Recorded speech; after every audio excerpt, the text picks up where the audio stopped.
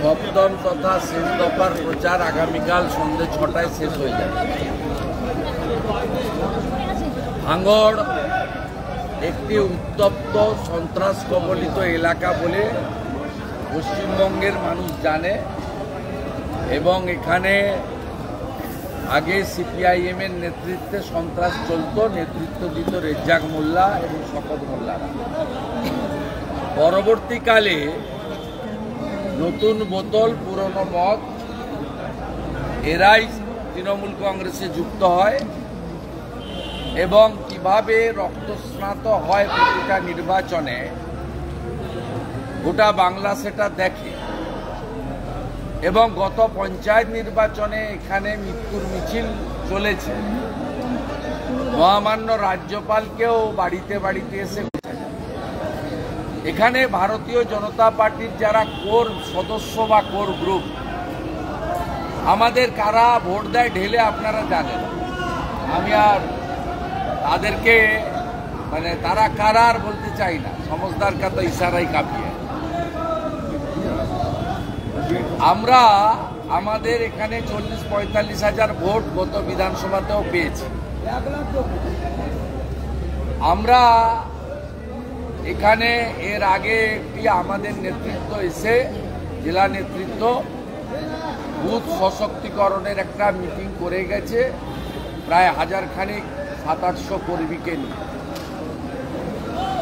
আমরা নির্বাচনের শেষ প্রচারে এখানে একটি মাঝারি মাপের সভা ৪-৫ হাজার মানুষকে নিয়ে করতে চেয়েছিলাম। তার জন্য আমাদের ভাইস প্রেসিডেন্ট জেলা কমিটি অবনীবাবু এবং মণ্ডলের ৩ প্রেসিডেন্ট ভাইরা আছেন, মান্যবর প্রার্থীও আছেন ডক্টর অনির্বাণ গান্ধী, অন্যান্য গঙ্গাধরবাবু সহ অন্যান্য জেলা নেতৃত্ব দিমান কুন্ডু লস্করদা সবাই আছে। তা আমরা এখানে প্রোগ্রাম করব, আবেদন যেভাবে সুবিধা পোর্টালে করতে হয় তার যা নিয়ম নীতি আছে ২৬ তারিখ মাঠের এনওসি নিয়ে এই মাঠে আমরা সম্পূর্ণ অ্যারেঞ্জমেন্ট করেছি। গতকাল সকাল থেকে প্যান্ডেলের কাজ হচ্ছে, পরশু রাত্রিবেলা থেকে এখানে ব্যবস্থার কাজ চলছে, কেউ বাধা দেয়নি। পুলিশ এসে জানতেও চায়নি কাদের প্যান্ডেল কি হবে। আজকে বেলা ১১টার সময় অ্যাপ্লিকেন্টের কাছে এই সভাটা বাতিল বলে যখন আমরা পার্টির সোশ্যাল মিডিয়া গ্রুপে আমার পার্সোনাল প্রোগ্রাম গ্রুপে সব জায়গায় দিয়ে দিয়েছি যে 3 PM আমি এখানে একটা মিটিং অ্যাড্রেস করব ভাঙড়ে, যাতে মানুষ শান্তিপূর্ণভাবে গণতান্ত্রিকভাবে ভোটটা এবারে দিতে পারে। কারণ কোনো বুথে চটি পুলিশ থাকবে না, কেন্দ্রীয় আধা সামরিক বাহিনী থাকবে এবং ওয়েবকাস্টিং ক্যামেরা থাকবে, ভোট দিতে পারে। এবং বিশেষ করে এখানে সনাতনীরা সংখ্যালঘু, তারা যাতে ভয়মুক্ত হয়ে ভোট দিতে পারে, আর রাষ্ট্রবাদী সংখ্যালঘু যারা চোরেদের তাড়াতে চায় তারাও যাতে এগিয়ে এসে ভোটটা করে। আমরা একটা আবেদন এখানে করতাম, ঘণ্টাখানিকের সভা হতো, জেলা প্রেসিডেন্ট একটু, উনি একটু, আমি একটু বলতাম, এর বেশি কিছু ছিল না। আপনার পুলিশের অবজেকশনটা দেখুন যে তৃণমূলের নাকি ১০০ মিটার দূরে সভা হচ্ছে। আমি তো ওদিক দিয়েও এলাম, আপনারাও এলেন, আবার এদিক দিয়ে ক্যানিংয়ের দিকে যাব। কোনো নাম গন্ধ কিচ্ছু নেই,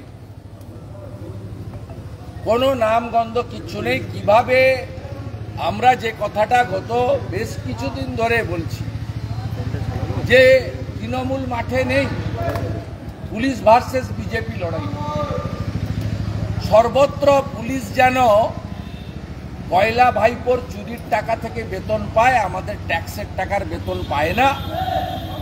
আর পুলিশের যেন উপর মহলের বাপমা মরা দায় পড়েছে তৃণমূলকে বাঁচানোর এবং ভোটে জেতান।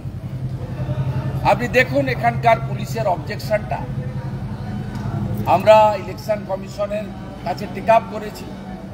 ইলেকশন কমিশন বলছেন পুলিশ আপত্তি দিলে ল অ্যান্ড অর্ডারের প্রশ্নে আমাদের কিছু করার নেই, এবং বলছে দেখুন লেখা দেখুন যে 100 মিটারের মধ্যে টিএমসির কর্মসূচি আছে।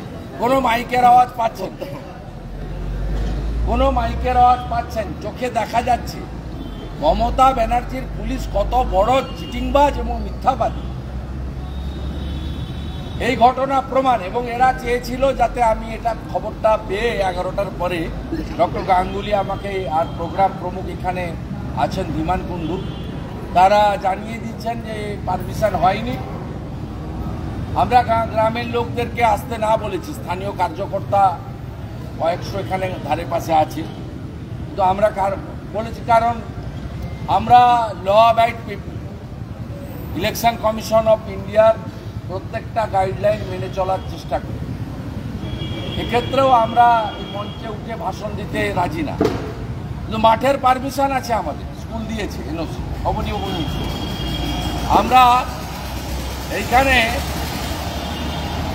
আজকে আপনাদের মাধ্যমে সপ্তম পেজের ভোটারদের কাছে জানাতে চাই,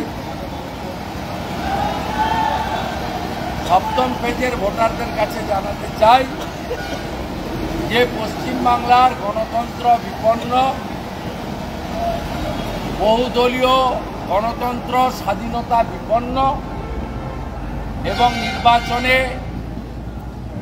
যে লেভেল প্লেয়িং ফিল্ড থাকা উচিত সমস্ত রাজনৈতিক দলে, যা বাবা সাহেব আম্বেদকর আমাদের দিয়ে গেছেন সংবিধান, সে সুযোগ পশ্চিমবাংলার ক্ষেত্রে বিশেষ করে বিরোধী মানে বিজেপি, অন্যরা তো বি টিম, সিপিএম তো বি টিম, ওদের কথা না বলেই ভালো, ওদের পারমিশন কোথাও আটকায় না। আমাদের ক্ষেত্রে এই জিনিস করেছে, ওরা ভেবেছিল যে বিরোধী দলনেতা এটা শোনার পরে আসবেন না। জমির মালিকের যেহেতু এনওসি আছে, আমি আজকে সাংবাদিক সম্মেলন করে শেষ ফেজের ভোটার এবং সমগ্র পশ্চিমবঙ্গবাসী তাদের কাছে আবেদন করতে চাই, এর বদলা আপনারা 1 তারিখে শেষ ফেজের ভোটাররা, সপ্তম দফার ভোটাররা ইভিএমে নেন। এবং আমি ভাঙড় সহ এই দক্ষিণ 24 পরগনা এবং উত্তর 24 পরগনার সুন্দরবন এলাকা, বসিরহাট এবং তৎসংলগ্ন যে এলাকা রয়েছে, সন্দেশখালী, হিঙ্গলগঞ্জ, হাড়োয়া ইত্যাদি, সকলের কাছে আমার আবেদন, আপনারা নির্ভয়ে ভোটদান করুন। এবারে আরও অতিরিক্ত কেন্দ্রীয় বাহিনী, কেন্দ্রের স্বরাষ্ট্র দপ্তর পাঠানোর ব্যবস্থা করেছে। শুধু যাদবপুর লোকসভা কেন্দ্রে 250-র বেশি কিউআরটি, প্রত্যেকটা গ্রাম পঞ্চায়েতে একজন করে অ্যাসিস্ট্যান্ট কমান্ড্যান্টের নেতৃত্বে 3টে করে কিউআরটি, মানে 27 জন কুইক রেসপন্স টিম থাকছে। সিঙ্গেল বুথে একজন অ্যাসিস্ট্যান্ট কমান্ড্যান্ট এবং 3 জন করে ফোর্স থাকছে, আর ট্রিপল বুথে 8 জন করে প্যারামিলিটারি থাকছে। ভোটের আগের দিন সন্ধ্যে 7টা থেকে রাত্রি 12টা কিউআরটি অ্যাক্টিভ থাকবে। আপনারা স্থানীয় নেতৃত্বকে বুথ নাম্বার, এরিয়া জানিয়ে থ্রেটনিং হলে আপনারা জানাবেন। পোলিং এজেন্ট যারা বসতে চান বৈধভাবে, তাদেরকে আগের দিন রাত্রে নিজের বাড়িতে না থাকার পরামর্শ আমি দিচ্ছি। আমি 6ষ্ঠ দফায় দেখেছি পোলিং এজেন্টদেরকেও পুলিশ গিয়ে তল্লাশির নামে ট্রাভেল মঙ্গার বলে তুলে এনে থানায় বসিয়ে রেখে ভোটের সন্ধ্যে 6টার পর ঠিক ছেড়েছে। আমি সম্ভাব্য পোলিং এজেন্ট তাদেরকে বলবো আগের দিন একটু নিরাপদ স্থানে থাকার ব্যবস্থা করবেন, সকালবেলা বেরিয়ে আসবেন। কোথাও যদি মনে হয় যে বুথে এন্ট্রি নেওয়ার ক্ষেত্রে সমস্যা হবে, আপনারা সংশ্লিষ্ট দায়িত্বে যারা আছেন তাদের মাধ্যমে আমাকে জানাবেন। প্যারামিলিটারি ফোর্সের জওয়ানরা সেক্টর অফিস থেকে আপনাকে নিয়ে গিয়ে বুথে এন্ট্রি দেবে এবং ভোট শেষ হওয়ার পরে মেশিনের সাথে আপনাকে নিরাপদ স্থান সেখানে বের করে আনবে। আমি এই আশ্বাসগুলো দেওয়ার জন্য ভাঙড়ের এই রক্তাক্ত ভূমিতে দাঁড়িয়ে, যেখানে নির্বাচন এলে রক্তের হোলি খেলা হয়, ভোট লুট করা হয়, গণতন্ত্রের ন্যূনতম স্থান এখানে নেই। আমি কলকাতায় বসে, সল্টলেকে বসে প্রেস কনফারেন্স করতে পারতাম, কিন্তু আমি ভারতীয় জনতা পার্টির একজন ডেডিকেটেড সোলজার, আমার নেতা অমিত শাহজি, আমার আদর্শ নরেন্দ্র মোদীজি শিখিয়েছেন চোখে চোখ রেখে লড়াই করতে এবং সামনাসামনি লড়াই করতে। তাই এই পবিত্র মাটিকে প্রণাম করে ডক্টর অনির্বাণ গাঙ্গুলিকে পদ্মফুল চিহ্নে বোতাম টিপে ভোট দেওয়ার আবেদন করে গেলাম এবং আমি কথা নিয়ে যাচ্ছি, আগামী 4 তারিখে নরেন্দ্র মোদী তৃতীয়বারের জন্য প্রধানমন্ত্রী হবেন। 400 সিট নিয়ে বিজেপি এনডিএ আসবে এবং ডক্টর অনির্বাণ গাঙ্গুলিও জিতবেন। যতই যে যাই অঙ্ক কষুন না কেন, 19 আর 24 আকাশ পাতালের তফাৎ আছে। এখানে মূলত ভাঙড়ের ক্ষেত্রে চতুর্মুখী লড়াই হবে। এখানে ভারতীয় জনতা পার্টি তার ভোট অনেক বাড়াবে, এখানে আইএসএফেরও যথেষ্ট ভোট রয়েছে, এখানে সিপিএমেরও অল্প হলেও কিছু ভোট আছে এবং তোলামূলের কিছু চোর চিটিংবাজরাও এখনো বেঁচে আছে। তারা এখনো শাহজাহান বা কেষ্টর সঙ্গে জেলে যায়নি। যদিও একটু আগে সংবাদ মাধ্যমে দেখে এলাম এখানকার সবচেয়ে বড় মাফিয়া, তোলাবাজ, গুন্ডা, খুনি শকত মোল্লাকে সিবিআই নিমন্ত্রণপত্র পাঠিয়েছে আবার কয়লা কাণ্ডে এবং তিনি জানিয়েছেন যে তিনি ভোটের কাজে ব্যস্ত। আমি সিবিআইয়ের কাছে আবেদন করব যে আপনারা যাকে বারে বারে ডাকেন তিনি সিবিআইয়ের মতো অর্গানাইজেশনকে বুড়ো আঙুল দেখাচ্ছেন। সমস্ত চোরাই কয়লা সুন্দরবন এবং দক্ষিণ উত্তর 24 পরগনার ভাটাতে শকত মোল্লা সাপ্লাই করেছিল কয়লাতে, এটা প্রমাণিত। তাই আপনাদের উচিত ও যেখানেই থাকুক, ভাইপোর বাড়িতে বা পিসির বাড়িতে, চুলের মুঠি ধরে কেষ্টমণ্ডলের মতো ওকে তুলে নিয়ে গিয়ে গারদের মধ্যে পড়া। যদি এটা করতে পারেন সিবিআইয়ের সুনাম বৃদ্ধি পাবে এবং ভাঙড় সহ সমগ্র এই এলাকায় গণতন্ত্র প্রতিষ্ঠা হবে এবং সাধারণ মানুষ সিবিআইয়ের প্রতি কৃতজ্ঞ থাকবে। এটুকু আমি as a leader of opposition আশা করি। কিন্তু সিপিএম কমিশনে দাঁড়িয়েছে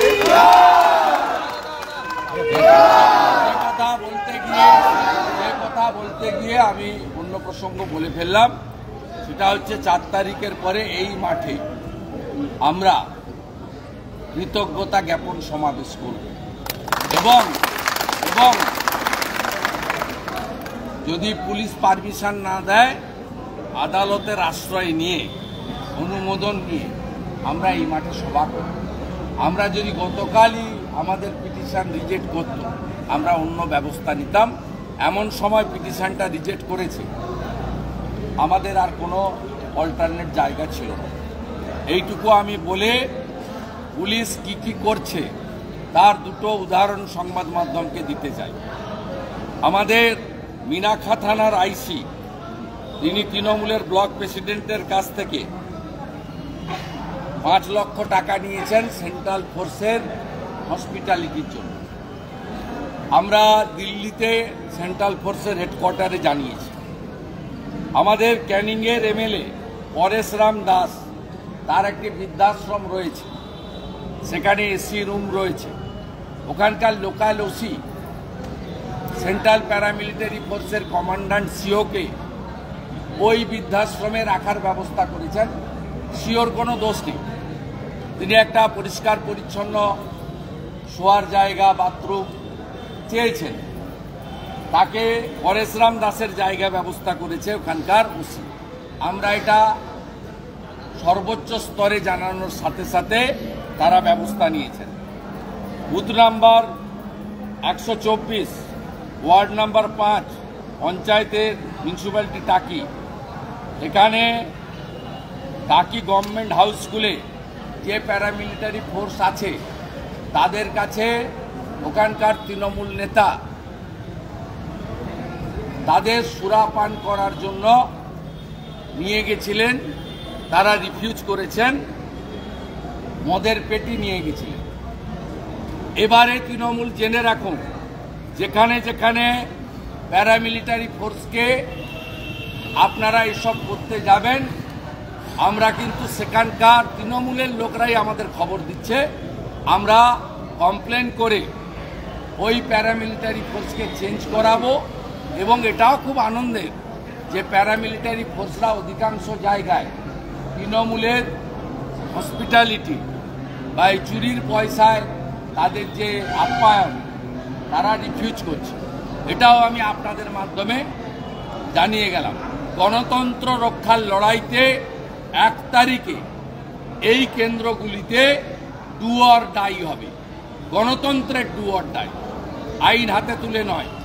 আমাদের প্রত্যেকটা কর্মী এবং আমাদের তৃণমূল ছাড়া বিরোধীও যারা আছেন তাদের কাছেও বলবো, সবাই এক হয়ে ভোটাররা, এজেন্টরা প্রতিরোধের প্রাচীর গড়ে তুলুন, শুরু করুন সকালবেলা, যাতে আমরা প্রয়োজনীয় হস্তক্ষেপ করতে পারি। আগে ভোটদান, পরে জলপান। আপনারা সবাই এটা করবেন, এই আবেদন আমি আপনাদের কাছে করে। আর কিছু প্রশ্ন আছে সাংবাদিকদের? শওকত মোল্লাকে নজরবন্দি করার জন্য সিপিএম এর তরফে কমিশনে জানানো হয়েছে। শুধু তাই নয়, জাহাঙ্গীর খানেরও বিরুদ্ধে যাতে নজরবন্দি সিদ্ধান্ত নেয় কমিশন। আপনি কিভাবে দেখছেন বিষয়টাকে? না, এ তো ইন্ডিজোটের পার্টনার, সিপিএম তো ইন্ডিজোটের পার্টনার। আর মমতা ব্যানার্জি তো ঘোষণা করেছে যে আমি জেতার পরে ইন্ডিজোটেই ছিলাম, আছি, থাকবো। আর খাড়গেজি বলেছেন আমি দরজা দেখিয়ে দিচ্ছি অধীর চৌধুরীকে, মমতা ব্যানার্জির সঙ্গে আমরা আছি। এই দ্বিচারিতায় মানুষ ভুলবে না, এগুলো বাজার মাতানোর বিষয়। মমতা ব্যানার্জির বাড়ির সামনে গিয়ে পুলিশের সঙ্গে ঠেলাঠেলি করে মিডিয়াতে ছবি পাওয়া যায়।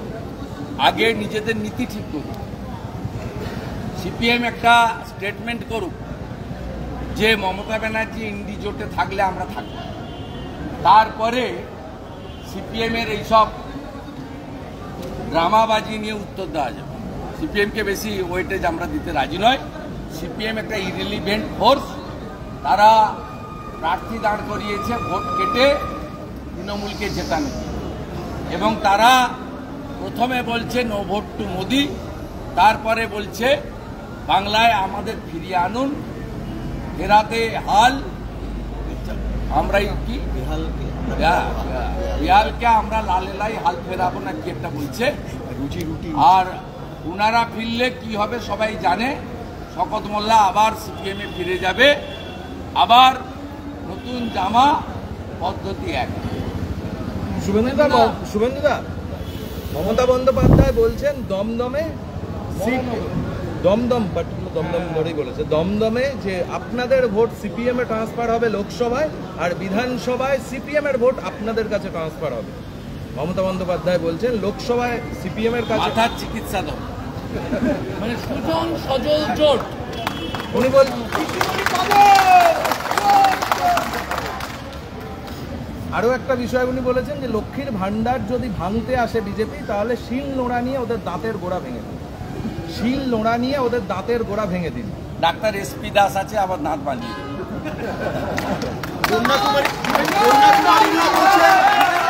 কন্যাকুমারী নিয়ে বলছেন যে মমতা বন্দ্যোপাধ্যায় বলেছেন ভেবেছিলাম কন্যাকুমারী যাব, কিন্তু যাব না, ওটাকে আরএসএস দখল করে নিয়েছে। প্রচার বন্ধ হতেই কেন মোদি আরএসএস সম্পর্কে ওনার কোনো ধারণা নেই। আরএসএস না থাকলে 11 সালে উনি ক্ষমতায় আসতে পারতেন। শুভেন্দুদা, ষষ্ঠ দফা নির্বাচনের পর আপনারা বলেছিলেন আপনাদের মূল ফোকাস থাকবে ডায়মন্ড হারবার। আপনি আজকে প্রচারে সেখানে যাবেন, বলেছিলেন আপনারা একদম বিশেষভাবে নজর দিচ্ছেন না ডায়মন্ড না না, আমাদের সব জায়গায় নজর আছে। আমরা বলেছিলাম শেষ দফার নির্বাচনে আমরা সবাই অন্যান্য জায়গায় ভোট শেষের পরে এখানে ঝাঁপিয়ে পড়ব। তো আমাদের সর্বোচ্চ নেতা ঝাঁপিয়ে পড়েছেন নরেন্দ্র মোদী। তিনি অশোকনগরে সভা করেছেন, তিনি আজকে বারুইপুর করেছেন, আজকে গতকাল বারুইপুর করেছেন, আজকে গতকাল কলকাতার রোড শো তো আমার মনে হয় ভারতবর্ষের মধ্যে সবচেয়ে সেরা রোড শো, আমি তার উইটনেস। আর আজকে এত সকালে কোনো দল পারবে না, উনি 10:30টায় 11টায় মঞ্চে চলে এসেছেন। আজকে 2 লাখের বেশি মানুষ কাকদ্বীপে গেছেন, ডায়মন্ড হারবার, জয়নগর এবং মথুরাপুরের মানুষ। তা আমাদের প্রধানমন্ত্রী নিজে লিড করছেন, আর আমরা তো তার সৈনিক। আমরাও এই দফাতে আমাদের যা যা করণীয় করছি, প্রচুর প্রোগ্রাম ক্যান্সেল করছি। সকালে আমার মধ্যমগ্রামের র্যালি ক্যান্সেল করেছি, বিকালে এখানে ক্যান্সেল করেছি। এরপরে ক্যানিং আছে, সেটা মানে পারমিশন পাওয়া গেছে শুনছি, না পৌঁছানো পর্যন্ত না চালে বিশ্বাস। শকতবাবু এমএলএ তো ওখানকার, উনি তো ওখানকার মুখ্যমন্ত্রী, উনি বিএলআরও, উনি ওসি, উনি বিডিও, উনি সব, উনি শৌচালয়, উনি সব। আপনার তারপরে আমতলাতে রোড শো আছে, পারমিশন নেওয়া, সেখানেও তৃণমূল কোথাও কোথাও মাইক বাজাচ্ছে। আমরা ঘনিষ্ঠ মনে শুনছি শওকত মোল্লার সঙ্গে আপনার একটা আন্ডারস্ট্যান্ডিং হয়েছে লোকসভা ভোটে। শওকত বাবুর সঙ্গে আপনার একটা আন্ডারস্ট্যান্ডিং হয়েছে, আপনি ক্যানিংয়ের জনসভা থেকে শওকত মোল্লার নাম একবারও করলেন না। মোটর থেকে বিজেপি কর্মীদের মারধর হলো কোথায় ক্যানিংয়ের জনসভায়। আপনি কোন চ্যানেল বলুন? আমি কোটাল। হ্যাঁ, কোটাল। এসব কথা অন্য জায়গায় বলবেন, পাবলিককে জিজ্ঞেস করে নেবেন। আমি যাদেরকে প্যাকেট করবে বলি, প্যাকেট হয় তারা। আমি আপনাকে বলছি, সন্দেশখালীর ডাক্তার সিরাজ দিলীপ মল্লিক, ডাকির ফারুক, হিঙ্গলগঞ্জে মেহেদি হাসান, বাসন্তীর রাজা গাজী, মিনাখার আয়ুব গাজী, ঠিক আছে, ক্যানিং জীবনতলার শকত আর পরেশরাম দাস, ফলতার জাহাঙ্গীর, ডায়মন্ড হারবারের গৌতম অধিকারী শামীম। আপনি নিশ্চিন্ত থাকুন, হাড়োয়ার খালেক, আপনি নিশ্চিন্ত থাকুন, এরা তালিকায় আছে, এরা তালিকায় আছে। এদের পরিণতি কোথায় কি হয় আপনি শুধু দেখতে থাকুন। আমি বলেছিলাম যা যা হয়েছে, এদের পাপের ফল ভুগতে হবে। যারা মানুষের উপর অত্যাচার করে, যারা মহিলাদের সম্ভ্রম ইজ্জত লুণ্ঠন করে, যাদের মানুষকে হকের অধিকার দেয় না, তাদের বিরুদ্ধে ভারতীয় জনতা পার্টির সর্বাত্মক লড়াই থাকবে। আর আমি রাজ্যের নো সেটিং অপোজিশন, এটা আমার নিজের মুখে বলার দরকার নেই। সূর্য মিশ্রকে লোক দেখেছে, কংগ্রেসের অপোজিশন লিডার দেখছে, আজকে বিজেপির অপোজিশন লিডারও লোক দেখছে। তাই এই সার্টিফিকেট আপনাদের কারোর কাছ থেকে আমার নেওয়া দরকার। বলা হচ্ছে যে নরেন্দ্র মোদী সভা করতে কে দিল না ভাই? সভা তো আমি করছি, মঞ্চে না উঠে করছি। আমি কর্মসূচি করছি, কর্মসূচি অনেকভাবে হয়, জনসংযোগে হয়, মিছিলে হয়, বক্তৃতাতে হয়, সাংবাদিক সম্মেলনে হয়, চা চক্রে হয়। আমি আপনাদেরকে ছেড়ে, বা আপনারাও থাকতে পারেন, আমি আমার কর্মীদের সঙ্গে মিলিত হয়ে যারা ভোটটা করবে, এখানে বুথ সভাপতি, শক্তি কেন্দ্র প্রমুখ, মণ্ডল, মোর্চার নেতারা সবাই আছে, মায়েরা, দিদিরা, বোনেরা আছে। আমি এদের সঙ্গে দেখা করে গেলাম। ওরা ভেবেছিল ক্যান্সেল 11টায় করেছি, এলওপির কাছে খবর যাবে, আমি প্রোটেক্টিভ আছি, আমার কাছে খবর যাবে, আমি অন্য রাস্তা ধরে চলে যাব। আমি সে পাত্র নই। আমি এখানকার পুলিশকে বলে গেলাম, বিজেপি সরকারে আসবে আর এই পুলিশটাকে গ্যারেজ আমি করব। এটা আমার কম্পিউটারে স্টোর করলাম। দাদা, আরাফুল ইসলাম জেলে, ভাঙড়ে কি বিরোধীরা ভোট করাতে পারবে? সাধারণ মানুষ কি ভোট দিতে পারবে আরাফুল ইসলাম জেলে? আরাবুল ইসলাম থাকলে ভোট করাতে পারে তার কি মানে? আরাবুল ইসলাম কি এখানকার মুখ্যমন্ত্রী? আরাবুলকে জেলে ঢুকিয়েছে শপথ, তৃণমূল ঢুকায়নি, বিজেপি ঢুকায়নি। মমতা ব্যানার্জি এবং ভাইপো ঢুকিয়েছে। ভারতীয় জনতা পার্টির এখানে কোনো রোল নেই।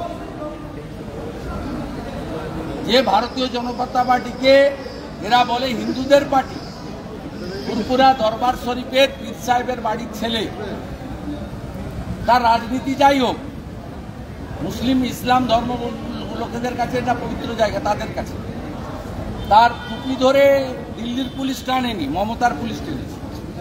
নৌসাদ সিদ্দিকীকে জেল ইডি সিবিআই খাটায়নি, মমতা ব্যানার্জি খাটিয়েছে।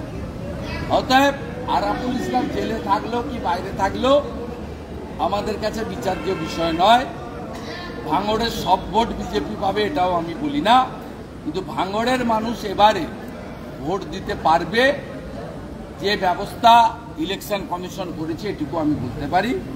আমি বিজেপি কার্যকর্তা এবং অন্যান্য সমস্ত রাজনৈতিক দল তৃণমূল ছাড়া অনুরোধ করব, আপনারা এজেন্ট দেন। এজেন্ট যদি না থাকে, ওরা যেটা করছে কেশপুরে করেছে, কিছুটা সফল হয়েছে। সেটা হচ্ছে ওয়েবকাস্টিং ক্যামেরাকে ডিস্টার্ব করছে যাতে ক্যামেরা ছবি না ওঠে। কেশপুরে স্কুটিনিতে দুটো বুথের ছবি আমরা দেখেছি। আমাদের যিনি অমূল্য মাইতি গেছিলেন, হিরণের প্রতিনিধি, পাশে দাঁড়িয়ে থেকে বলছে জোড়া ফুলে ভোট দিতে। এজেন্ট থাকলে এটা পারবে না। আমি যেমন নন্দীগ্রামে রুখেছি 63টা মুসলমান বুথে, আমি 21এও এজেন্ট দিতে পারিনি। এবারে আমি 62টা বুথে এজেন্ট দিয়েছিলাম, একটাও ছাপ্পা ভোট করতে পারেনি। এরা মৃত ভোটার, অ্যাবসেন্ট ভোটার, বিকেল 4টে থেকে 6টা মেরে দিচ্ছে এজেন্ট না থাকার সুযোগ নিয়ে। আমি সকলকে বলবো, একটা বিধানসভার যে কোনো লোক যে কোনো বুথে এজেন্ট হতে পারে, সেই গ্রামে হতে পারবে কথা নেই। আপনারা এজেন্টটা বসুন, এজেন্ট বসুন, মানুষ নিজের ভোট নিজে দিক। আমার স্থির বিশ্বাস, আমি কোচবিহার থেকে ভাঙড় অব্দি এসছি, 160-65টা মিটিং হয়ে গেছে, কালকে হলে 170 পেরিয়ে যাবে। আমার স্থির বিশ্বাস, আমি 3বারের এমএলএ, 2বারের এমপি, 3বারের কাউন্সিলর। আমার স্থির বিশ্বাস, কোনো লোক মেশিনের সামনে গিয়ে চোর তৃণমূলকে ভোট দিচ্ছে না। চোর তৃণমূলকে কেউ ভোট দিচ্ছে না, কিন্তু সে শুধু দেখতে চাইছে তার ভোটটা যেন কেউ দেখতে না পায়। সে যেন নিজের বিবেককে, বিবেক অনুযায়ী তার বোতাম আঙুলটা টিপে, যেমন আমি টিপেছি মোদিজির পক্ষে। এইটা চাইছে জনগণ।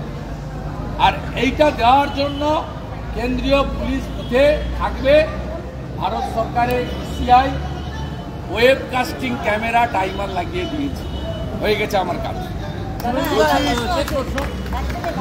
নরেন্দ্র মোদী কন্যাকুমারিকায় বসে ধ্যান করছেন, প্রচারের পর কেন টিভিতে দেখানো হবে? ইলেকশন কমিশনে যাব আমরা, বলছেন মুখ্যমন্ত্রী মমতা বন্দ্যোপাধ্যায়। উনি যান না, উনি তো সব ব্যাপারে যান। আর ইলেকশন কমিশনও ওনার অনেক কথা শোনেন। উনি সন্দেশখালী, উনি ওনার ভাইপো, ওই শিডিউল কাস্ট মেয়েগুলোর রেট ঠিক করতে পারেন। আর অভিজিৎ গাঙ্গুলি তার প্রতিবাদ করলে তাকে সেন্সার করা হবে। উনি যেখানে পারেন না যান না, উনি যেখানে পারে যান, যেখানে পারেন যান। কে আপত্তি করেছে? নর্দমাতেও যেতে পারেন, গঙ্গাতেও যেতে পারেন, কেউ আপত্তি করে। শুভেন্দুদা, গতকালকে নরেন্দ্র মোদী সবসময় বামপন্থীরা বলে আসে কর্পোরেটাইজেশন, সাংঘাতিকভাবে কর্পোরেট দেশকে বিক্রি করছে, অথচ যাদবপুর লোকসভা কেন্দ্রে যিনি দাঁড়িয়েছেন বাম যিনি সৃজন ভট্টাচার্য, তার আমরা এফিডেভিটে দেখেছি যে প্রচুর টাকা মিউচুয়াল ফান্ডে দিয়েছেন, সেটা HDFC ব্যাংকে। তো এটা কি আপনার কোথাও দ্বিচারিতা মনে হয়? দ্বিচারিতা ছাড়া আবার কি? দ্বিচারিতা ছাড়া আবার কি? কমিউনিস্ট পার্টির লোকেরা অপ্রাসঙ্গিক হয়ে গেছে এবং এই নির্বাচনে কেরালাতেও অপ্রাসঙ্গিক হবে। পশ্চিমবঙ্গে এরা একটা সিটেও, ওই সেলিম সাহেব যদি জামানত বাঁচাতে পারে, আর একজনও কমিউনিস্ট পার্টি বা কমিউনিস্ট পার্টি মার্ক্সবাদী জামানত রক্ষা করতে পারবে না। জেতা তো দূরের কথা, প্রত্যেকবার নন্দীগ্রামে মুসলিম ক্যান্ডিডেট দেয়। আমি লড়েছি 14তে ইব্রাহিম আলীর সাথে, আমি লড়েছি 16তে কবির মোহাম্মদের সঙ্গে। এবারে মমতা ব্যানার্জিকে জিতানোর জন্য মীনাক্ষীকে পাঠিয়েছিল যাতে হিন্দু ভোটটা ভাগ করতে পারে। এদের কায়দাটা এটা, সনাতনী ভোট ভাগ করা এবং তৃণমূলকে জেতানো। এরা একটাও মুসলিম ভোট নিতে পারে না এবং সেই কারণে নন্দীগ্রামের লোক আপনাদের চোখে বড় নেত্রী, বিরাট নেত্রী, ঝড় তোলা নেত্রী মীনাক্ষীর জামানত জব্দ করে দিয়েছে। মীনাক্ষী বোন যে 10,000 টাকা জমা দিয়েছিল সিকিউরিটি মানি, ওটা আর ফেরত পায়। এখানকার এই সৃজনের অবস্থাও এর থেকে খারাপ হবে, ওর থেকে আইএসএফ বেশি ভোট পাবে, এটা আমি আজকে বলে গেছি। বলছি গতকাল প্রধানমন্ত্রী শিল্প প্রসঙ্গে বলেছেন এ রাজ্যে বাম। শেষ করো ভাই, আর সিদ্ধ হয়ে গেল। এই জাস্ট প্রধানমন্ত্রী কালকে শিল্প প্রসঙ্গে বলেছেন এ রাজ্যে বাম, কংগ্রেস এবং তৃণমূল যারাই ক্ষমতায় ছিলেন শিল্প নিয়ে কোনো উদ্যোগ গ্রহণ করেননি, কিন্তু গুজরাটে সেটা হয়েছে। গুজরাটে শিল্প হয়েছে, কিন্তু এই চত্বরে কোনো শিল্পই হলো না এ রাজ্যে। বাম, কংগ্রেস এবং তৃণমূল 3 দফাতে কিচ্ছুই হয়নি। সিপিএম সিটুর নামে তালা লাগিয়েছে আর মমতা ব্যানার্জি ডিনামাইট দিয়ে সিঙ্গুরের কারখানা উড়িয়েছে। আর মমতা ব্যানার্জির যে ল্যান্ড পলিসি, আমি ওনার সঙ্গে ছিলাম, আমি বারে বারে বলেছি প্রাইভেট ইনভেস্টাররা ল্যান্ড পলিসি এইটা হলে কোনোদিন আসতে পারে না। শুধু তাই নয়, মমতা ব্যানার্জি এয়ারপোর্ট করার জন্য ভাঙড়ের ফাঁকা জমি চেয়েছিল ভারত সরকার, ফাঁকা জমি, ঘরবাড়ি নয়। সে জমি পর্যন্ত দেয়নি, ভারত সরকার টাকা দিত। রেলের ফ্রেট করিডোরের ডানকুনি জলন্ধর জমি দেয়নি, বাগডোগরা এয়ারপোর্ট এক্সটেনশনে জমি দেয়নি, উত্তরবঙ্গে এইমস করার জমি দেয়নি, সুন্দরবনে এইমস করার জমি দেয়নি। মোদিজির স্বপ্ন সুন্দরবনে একটা এইমসের মতো হসপিটাল করবে। মোদিজি বারে বারে বলছেন জমি তো দিতে হবে। এবারে তো অমিত শাহজি রায়গঞ্জে বলেই গেছেন যে আমরা কেন্দ্রীয় সরকারের জমিতে উত্তরবঙ্গে এইমস করব। বিজেপি সরকার এলে সুন্দরবনেও এইমস হবে এবং কলকাতা এয়ারপোর্টের এক্সপেনশনও হবে, আর কোচবিহার, বালুরঘাট, মালদা, পুরুলিয়ার এয়ারপোর্টগুলো চালু হবে। কুলপি সাগরে ডিপসি পোর্টও হবে। 10 বছর মমতা ব্যানার্জি যে ঢপ মারছে তাজপুর পোর্ট হয়নি, ভবিষ্যতেও হবে না। তা আমরা করে দেখো, আমাদের আনতে হবে জনগণ, ডবল ইঞ্জিনকে আনতে হবে। অভিষেক বন্দ্যোপাধ্যায় বলছেন এই যে 33টা আসনে ভোট হয়েছে তার মধ্যে তারা 23টা পাবেনি, 23টা আসন তারা। ওর কথা আপনাদের চ্যানেল গুরুত্ব দেয়। এই ভদ্রলোক কি বলেছিল আমি বলছি। এই ভদ্রলোক বলেছিল সৌমিত্র খাঁ জেতা তো দূরের কথা, একটা বুথে যদি জিতে আমি রাজনীতি ছেড়ে দেব। সৌমিত্র খাঁ 19-এ জিতেছে, উনি রাজনীতি ছাড়েন। উনি ব্যারাকপুরে গিয়ে বলেছিল অর্জুন সিং যদি জেতে আমি রাজনীতি ছেড়ে দেব। অর্জুন সিং 19-এ জিতেছেন, ওনার ছেলে 21-এ জিতেছে, উনি রাজনীতি ছাড়েন। উনি বলেছিলেন আমার যদি 1 পয়সা আপনারা কিছু ত্রুটি পান, চুরি করেছি, আপনাদের ডাকতে হবে না, আমি হেঁটে হেঁটে গিয়ে গলায় দড়ি পরে নেব। আমি গলায় দড়ি পরতে বলছি না, তা আমি বলছি পশ্চিমবাংলার একমাত্র প্রার্থী যাকে সুপ্রিম কোর্ট থেকে রক্ষা কবচ নিয়ে ভোটে লড়তে হচ্ছে। 10ই জুন পর্যন্ত রক্ষা কবচ নিয়ে এই প্রার্থী ঘুরে বেড়াচ্ছে আর জ্ঞান দিচ্ছে। আর আপনাদের চ্যানেলগুলো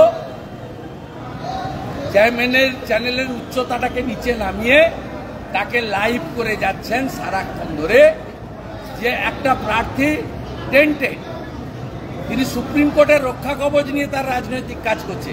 পশ্চিমবাংলা আর দ্বিতীয় কোনো প্রার্থী পাবেন না লোকসভার, যে সুপ্রিম কোর্টকে গিয়ে হাত পা ধরে বলেছে হুজুর আমি ভোটে লড়বো, বক্তৃতা করব, এই সময়টুকু আমাকে মুক্তি দেন।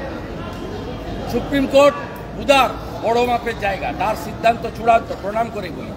তারা বলেছে হ্যাঁ আপনি 10ই জুন পর্যন্ত, যেমন কেজরিওয়াল সাহেবকে বলেছে 1 তারিখ পর্যন্ত আপনি বেরিয়ে ঘুরুন, বক্তৃতা করুন।